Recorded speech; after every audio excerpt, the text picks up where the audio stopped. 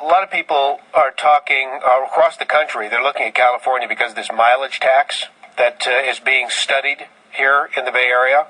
So they'll put a little GPS device on your car, and then they'll track your mileage, and they'll tax you accordingly. It's not being studied. It's a done deal. We just haven't had an announcement yet.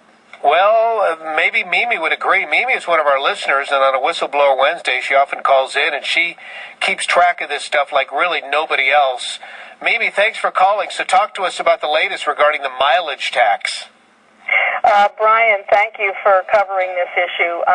I think what's really important to know about this is that the One Bay Area plan that we've talked about before, that's the plan for 25 years that combines housing, transportation, and land use, is now in the process of an environmental impact report.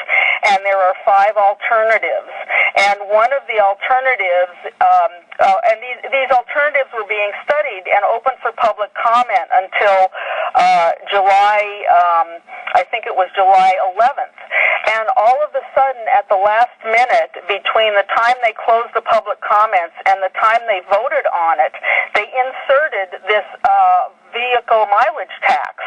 Oh, so the vehicle mileage tax idea hadn't even been proposed publicly until the very end? They just sort of slipped it into the quote-unquote quasi-legislation?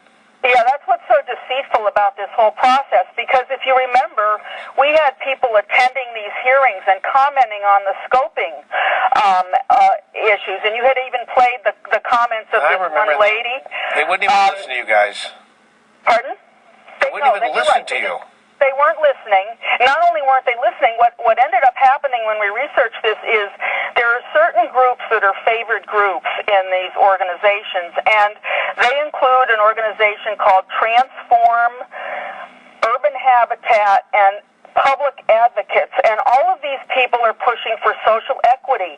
They want you to pay the bill for all of the goodies. Talk about goodies. Mimi, to keep it germane to the topic, what do you think is going to happen with this mileage tax? Melanie anticipates this is a done deal. They're going to do this come hell or high water. They don't care about us. What does your gut tell you?